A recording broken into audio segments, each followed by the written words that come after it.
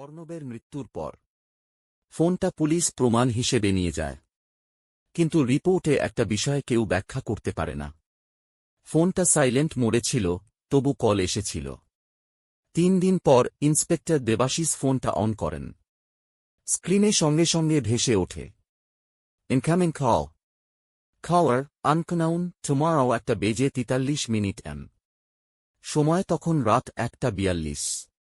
Inspector কলটা ধরেন না, শুধু ফোনটা টেবিলে রেখে দেন। ঠিক 1:43 ফোনটা নিজে থেকেই ভিডিও কল হয়ে যায়। স্ক্রিনে দেখা যায় একটা অন্ধকার ঘর। একই জায়গায় দাঁড়িয়ে আছে 3 জন মানুষ। তারা 3 জনই সমীর, অর্ণব আর ইন্সপেক্টর নিজে।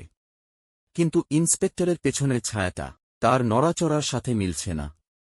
হঠাৎ স্ক্রিনের ভেতর থেকে কণ্ঠ ভেসে আসে, যে কল ধরেনি সে শুধু দেরি করেছে।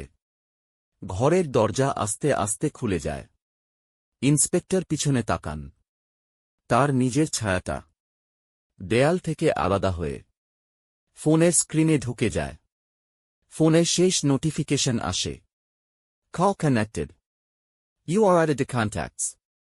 নতুন কন্ট্যাক্টের নাম কলার। পরদিন সকালে পুলিশ স্টেশনে ফোনটা পাওয়া যায়। কিন্তু ইন্সপেক্টর দেবাশিস কখনো অফিসে ফেরেনি। এখনো প্রতি রাতে ঠিক 1:43 একটা ফোন বেজে ওঠে। নম্বরটা কখনো একই থাকে না, শুধু একটাই কথা লেখা থাকে, শেষ কলটা ধরিস না।